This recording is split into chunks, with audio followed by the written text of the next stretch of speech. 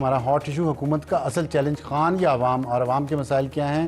مہنگائی ہے، قیمتیں ہیں، اشیاء خورد و نوش کی امن امان کی صورتحال ہے۔ بلال اظہر کیانی صاحب، ایم این اے پاکستان مسلم لیگ نون۔ آپ سے میں پہلے یہ پوچھ لوں کہ یہ جو مطالبات آئے ہیں مذاکرات کی، ابھی ہمیں علامہ راجہ ناصر عباس صاحب ملاقات کر کے آئے ہیں خان صاحب سے۔ خان صاحب نے کہہ دیا کہ ان رائٹنگ حکومت کو دے دیں آپ مطالبات جو ہیں، آپ ان کے مطالبات مانیں گے جس میں سپریم کورٹ کے ٹاپ 3 ججز پر مشتمل کمیشن بنانے کا مطالبہ ہے؟ جی بسم اللہ الرحمن الرحیم۔ 9 مئی اور 26 نومبر کے ریفرنس سے، اور جو ان کے ورکرز گرفتار ہیں ان کے مقدمات میں رکاوٹ نہ ڈالی جائے۔ جی بسم اللہ الرحمن الرحیم۔ ابصار صاحب بہت شکریہ جی اپنے شو میں دعوت دینے کا۔ چلیں دیکھیے جی، ایک تو اچھی بات ہے کہ پی ٹی آئی کی طرف سے چلیں بھائی کوئی چیز طے تو ہوئی، کیونکہ 2 نشستیں ہو چکی تھیں جس میں بار بار پہلی دفعہ بھی تیاری نہیں تھی۔ پہلی دفعہ چلیں میں سمجھ سکتے ہیں، پہلی میٹنگ میں ان کے کچھ لوگ آ نہیں سکتے، دوسری میٹنگ میں بھی وقت کے باوجود تیاری کر کے نہیں آئے تھے، مگر حکومت نے کہا کہ اگر آپ کو مزید وقت چاہیے، انہوں نے کہا ہمیں چاہیے، تو بہرحال اب یہ کہہ رہے ہیں کہ تحریری طور پہ چیزیں پیش کریں گے، تو میرے خیال سے جو اگلی نشست ہوگی، اسپیکر صاحب بھی آپ جانتے ہیں آؤٹ آف کنٹری رہے ہیں، تو in the coming week we expect کہ یہ اب امید ہے کہ مذاکراتی ٹیموں کی ملاقات ہوگی، تو اس میں پہلی دفعہ P T I us forum پہ پہلی دفعہ یہ چیزیں رکھے گی، اور جب رکھے گی، اور اس میں آپ نے دیکھا ہے کہ ہماری حکومتی سائڈ سے جو اراکین ہیں اس کمیٹی کے، انہوں نے ذکر کیا، رانا ثناء اللہ صاحب نے ذکر کیا کہ ایک دفعہ وہ چیزیں سامنے رکھیں سم اسپیسیفکس، تو پھر اس پہ بات چیت کا آغاز ہوگا۔ دیکھیے اب یہ کہہ دینا کہ آپ کوئی مطالبہ مان لیں گے یا آؤٹ رائٹ ریجیکٹ کر لیں گے، I am in no position to do that, not should I do that, because that would prejudice جو بھی بات چیت اس مذاکراتی عمل میں ہونی ہے۔ تو میرے خیال سے ایک دفعہ جب وہ چیزیں سامنے آ گئی ہے جی ٹاپ 3 سپریم کورٹ ججز پہ، نہیں دیکھیے جس طرح اس میں آپ کو میں پوچھتا ہوں وہ کمیشن کیا ہے، اس کے ٹی او آر کیا ہے، اس کا مقصد کیا ہے، اس کا ایمبٹ کیا ہوگا، یہ ساری باتیں دیکھیں پہلے وہ بات سامنے رکھیں گے، ڈسکس ہوگی، تبھی حکومت کسی پوزیشن میں ہوگی۔ دوسری امپورٹنٹ بات جو کی ہے انہوں نے کہ کل 190 ملین پاؤنڈ کیس کا فیصلہ شاید آ رہا ہے، تو وہ اگر ان کے خلاف بھی آیا خان صاحب کے، تب بھی مذاکرات جاری رہیں گے۔ آپ سے میں یہ جاننا چاہتا ہوں کہ کل فیصلہ آ رہا ہے، اور اگر آ رہا ہے تو خلاف آئے گا یا حق میں؟ دیکھیے جی، میں تو کورٹ سے تو میرا تعلق نہیں ہے، مگر میں اتنا ضرور کہہ سکتا ہوں، حکومت سے تو ہے۔ جی حکومت سے تو ہے جی بالکل، اور حکومت سے کو پتہ تو ہوتا ہے، نہیں حکومت سے ہوتے ہوئے اور بطور ایک شہری ہوتے ہوئے میں پوری امید کرتا ہوں کہ اب اس کا فیصلہ جلدی آئے گا، کیونکہ یہ تو ایک دن دہاڑے ایک ڈے لائٹ رابری پہلے ملتوی ہوا ہے جی، نہیں ہونا چاہیے میرے نزدیک، ڈے لائٹ رابری ہے جی۔ 190 million pound national crime agency نے حکومت پاکستان کو دیے کہ ہم نے ایک شخص سے یہ پیسے ریکور کر کے عوام کے لیے آپ کو پیسے دیے۔ سیاست بھی ویسے کہہ رہے ہیں۔ نہیں سر، میں پریکٹیکلی آپ مجھے بتائیں اس میں فیکچوئل مس کریکشن کوئی چیز بتائیے۔ جج نے دیکھنا کابینہ کو نہیں سر، وہ کہتے ہیں عمران خان بینیفیشری نہیں سر، دیکھیے کوئی یہ فیکٹ ڈسپیوٹ کر سکتا ہے کہ 190 million pound national crime agency نے پاکستان کو حکومت کو دیے کہ ہم نے ایک پاکستانی شہری سے یہاں پہ ریکور کیے، اور پھر پاکستانی حکومت وقت نے عمران خان صاحب کی کابینہ کے اپروول کو استعمال کر کے اسی ہی شخص کی جیب میں واپس پیسے ڈالے عمران خان کو؟ نہیں دیکھیے وہ تو آگے القادر ٹرسٹ وہ ایک علیحدہ سٹوری ہے، مگر آپ اس حد تک آپ کہہ رہے ہیں کہ خلاف ورزی ہوئی؟ سر نہیں، دیکھیے سر 190 million pound national crime agency you کے نے پاکستان کی حکومت کو دیے، پاکستان کی حکومتی وہ وسائل تھے۔ ٹھیک ہے، عمران خان صاحب نے وہ پیسے کیبنٹ اپروول کے ساتھ بند لفافے کے اندر، جس میں ان کی کابینہ کے کچھ ممبران نے، آپ سمجھ سر مجھے if you allow me to complete just for your I know you know this but just for your audience as well, just to refresh people's memory، کہ 190 ملین پاؤنڈ خان صاحب نے اپنی کابینہ سے یہ فیصلہ کروایا کہ وہی شخص جس نے یہ جرمانہ جمع کرایا تھا یو کے میں، اسی شخص نے جو اب جرمانہ سپریم کورٹ میں جمع کرانا ہے، اسی کی جیب میں واپس یہ پیسے ڈال دے تاکہ یہاں پہ یہ جرمانہ ادا کر دے۔ عمران خان کے پاس کوئی حق نہیں تھا، اس حکومت کے پاس یہ کوئی حق نہیں تھا کہ وہ 190 ملین پاؤنڈ عوام کے جو عوام کے اوپر لگنے تھے وہ ایک شخص کی جیب میں ڈال دیتے تاکہ وہ اپنا جرمانہ ادا کر سکے۔ ٹھیک، اچھا فرض کریں، آپ نے کہا آپ جتنا سالڈ کہہ رہے ہیں فیکٹس ہیں، تو فیصلہ خان صاحب کے خلاف آتا ہے تو انہیں سزا ہو جاتی ہے، اور پھر ان کی اپیل جائے گی ہائی کورٹ میں، جس میں 2 سے 3 سال لگ سکتے ہیں، ایسا ہی ہے۔ اس دوران اس کا مطلب یہ ہے کہ آپ کے لیے حکومت کرنا کمپیریٹیولی آسان ہو جائے گا۔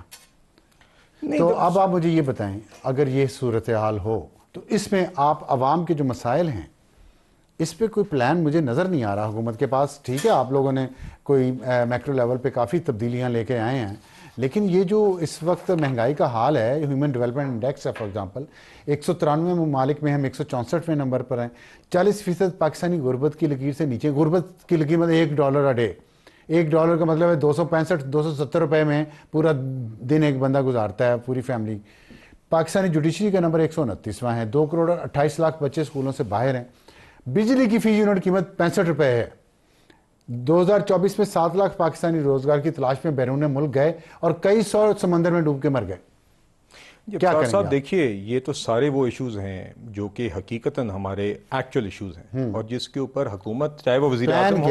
سر پلان کے حوالے سے دیکھیے میکرو اکنامک لیول پہ تو آپ نے بات کی, حکومت نے اب اس میں سے بجلی کا ریٹ دیکھ لیجیے, بالکل ہم مانتے ہیں, اب آپ نے دیکھا اس کے اندر کس طرح بھی نرخوں کے اندر کمی کے لیے کچھ اقدامات لے لیے گئے, 2 مہینے کے لیے نہیں سر آگے بھی ابھی آپ نے دیکھا ایک مستقل بھی آئی پی پیز کے ساتھ ایک ارینجمنٹ ہوئی ہے جس کے تحت اس کا فائدہ ابھی تک لوگوں کو تو نہیں ہوا سر, نہیں نرخوں میں آ تو رہا ہے اور آگے مزید بہت گنجائش ہے, اس لیے پاور سیکٹر کے ریفارمز بھی ہو رہے ہیں. مہنگائی کی شرح میں آپ نے کمی دیکھی, یقیناً آگے مزید لوگوں کی قوت انفلیشن میں کمی ہوئی ہے, مہنگائی میں سر کرائے وہی ہیں بسوں کے. ابھی میں آپ کو مہنگائی میں کمی آپ دیکھیں, پیٹرول 252 روپے کلو, سر میں آپ سے آٹا 150 روپے کلو, گھی 500 روپے کلو, چاول 250 سے 360 روپے کلو, اور فرحان صاحب ہمارے کیمرہ مین ہیں انہوں نے کہا جی 380 روپے کلو ہیں چاول. آلو 120 روپے کلو, پیاز 150, ٹماٹر 200, مٹر 200. یہ ایک تو مٹر آپ مجھے بتائیں 200 روپے کلو کیوں ہیں. دالیں 350 سے 400 روپے کلو, چکن زندہ 450 روپے کلو, چکن کا گوشت 700 روپے, مٹن 2000 روپے کلو, ابصار صاحب گزارش, انڈے 300 روپے درجن, چینی 120 روپے, چائے کی پتی 2000 روپے گزارش ہے کہ ایک تو کیا کرے غریب.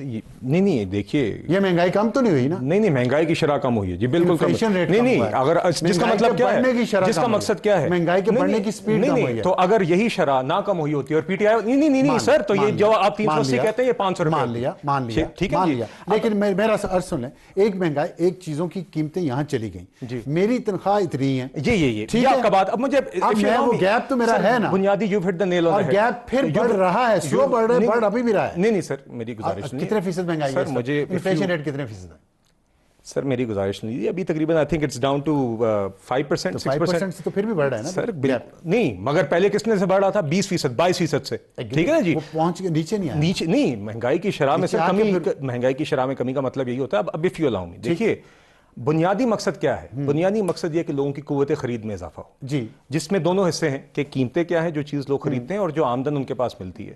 یہ دونوں چیزوں کو ہی ہم نے مینیج کرنا ہے. مہنگائی کی شرح کو بھی جتنا کم کر سکتے ہیں وہ کرنا ہے, ساتھ ہی ساتھ لوگوں کی قوت خرید بڑھانی. وہ کس طرح بڑھے گی, وہ کس طرح سر, میری پیٹرول کی میں بھی کمی آئی ہے, آپ نے دیکھا ہماری حکومت کے دورانیے میں پیٹرول کی قیمت میں کمی آئی ہے.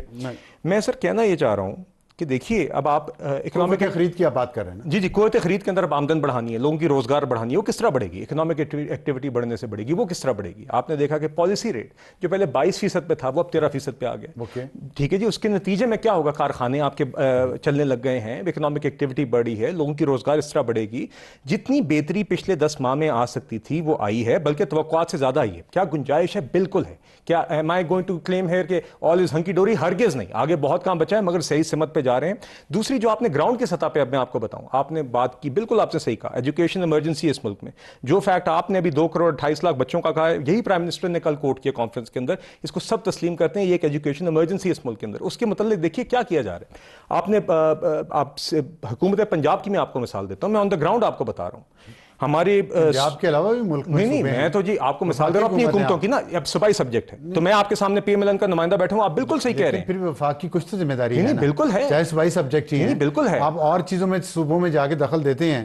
تعلیم کی اگر ایمرجنسی ہے, اگر ایمرجنسی ہے تو باقی صوبوں کو بھی ساتھ لینا چاہیے, بالکل لینا چاہیے. آپ تو پانی کے معاملے پہ بھی سندھ کو ناراض کے بیٹھے ہیں. میں آپ کو ہرگز یہ نہیں کہہ رہا کہ ہم ذمہ داری نہ لیں, مگر میں آپ کو بہترین مثال پنجاب کی اس لیے دے سکتا ہوں کیونکہ میں خود بھی پنجاب کے حلقے سے ایک تعلق رکھتا ہوں. میں خود گراؤنڈ کے اندر وہاں پہ چیزیں دیکھ رہا ہوں, جس طرح سی ایم کے انیشیٹو سے, چاہے وہ صحت کا شعبہ ہو, چاہے وہ ایجوکیشن کا شعبہ ہو, چاہے وہ کسانوں سے منسلک معاملات ہوں, اس کے اوپر آن دا گراؤنڈ ایکچوئل انڈیویجول سطح پہ اور اجتماعی سطح پہ انٹرونشنز ہو رہی ہیں, جس سے بہتری آگے انشاءاللہ آئے گی.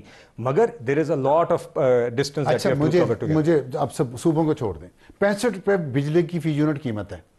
آپ کہہ رہے ہیں ہم نے انٹرسٹ ریٹ کم کر دیا, ہم نے نہیں سر 65 روپے بھی سب کی نہیں ہے. دیکھیے نا, آپ کے 80% جو آپ کے ڈومیسٹک صارفین ہیں وہ 200 یونٹ یا اس کے 200-300 ان کے نرخ سے کافی کم ہے. جسٹ فیکچوئل کریکشن, وہ انڈسٹری میں نہیں ہے. آپ نے کہا ہم نے اکنامک گروتھ بڑھانی ہے, انڈسٹری چلے گی. تو اس بجلی کی قیمت پہ कैसे हम अपनी प्रोडक्ट्स इतनी बना सकेंगे कि एक्सपोर्ट्स कर सकें कंपेटिटिव रेट्स पे। आप $60 बिलियन का आप कह रहे हैं हमने लेके जानी है इस बिजली के रेट पे। पेट्रोल का 252 रुपये फी लीटर उसका अभी भी है, आपने इतने टैक्सेस लगाए हुए हैं, कहीं तो कुछ कम कर सकते हैं। देखिए नरखों में कुछ कमी तो अभी वजीर पावर मिनिस्टर ने भी आपको बताया, कुछ IPPs के साथ जो मुआहदा हुआ उसके नतीजों में ओवरऑल नरखों में कमी आई, जिससे इंडस्ट्रियल रेट में भी गालिबन मेरी अंडरस्टैंडिंग है कि कमी आई है, और आगे मजीद इसी तरह ही देखा जा रहा है कि किस तरह हम आहिस्ता आहिस्ता जो हमारे इनएफिशिएंट फर्नेस इंस्टॉल प्लांट्स हैं उनसे हटें, रिन्यूएबल एनर्जी की तरफ भी जाने। प्राइम मिनिस्टर ने भी बड़े उड़ान पाकिस्तान के लेवल पर आपसे एक सवाल पूछ लेता हूं, छोड़ें ये भी, फिर अब बातें, टाइम हमारे पास कम है। आखिर में ये बता दें कि ये जो अभी मैंने बात की है कि खान साहब को कल अगर सज़ा होती है और वो उनकी अपील अभी 2-3 साल नहीं लगती, तो हुकूमत के पास एक ब्रीदिंग स्पेस होगी। 1 साल आपको हो चुका है, अगले 2-3 साल में लोग आपसे एक्सपेक्ट करेंगे कि ये मसाइल उनके हल करें।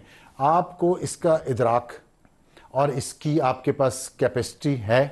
देखिए अगर किसी के पास कैपेसिटी है, पिछली 3 इदराक से मेरी मुराद है कि आपको इदराक भी है सर, है। अंडरस्टैंडिंग भी हमारी हुकूमत को है जी, इसका इस जिम्मेदारी का एहसास भी है। यही चीज आप प्राइम मिनिस्टर को भी रोजाना आप नजर आते हैं, आपको प्राइम मिनिस्टर लेकिन और पूरी टीम हो, चैलेंजेस आर ह्यूज, मगर we are going in the right direction in all these sectors और इंशाल्लाह बेहतरी आएगी। अगर इदराक और आपके पास कैपेसिटी है तो फिर जजेस की तनख्वाहें और पार्लियामेंटेरियंस की तनख्वाहें बढ़ी हैं पंजाब में भी और वफाक में भी, लोगों की तो नहीं बढ़ी। नहीं सर, मैं तो आपके सामने कौमी असेंबली का मेंबर बैठा हूँ, हमारी तो कोई तनख्वाह नहीं बढ़ी सर, ऐसा मैं तो आपके सामने तो इसलिए नहीं। देखिए अफसर साहब, एक्चुअली देखिए एक तरफ आप देख रहे हैं कि हुकूमत की, अब मैं एक right sizing committee of the federal government का एक मेंबर हूं, जिसके अंदर हुकूमती अखराजात भी कम कर रहे हैं, हम हुकूमत को छोटा भी कर रहे हैं, ठीक है जी।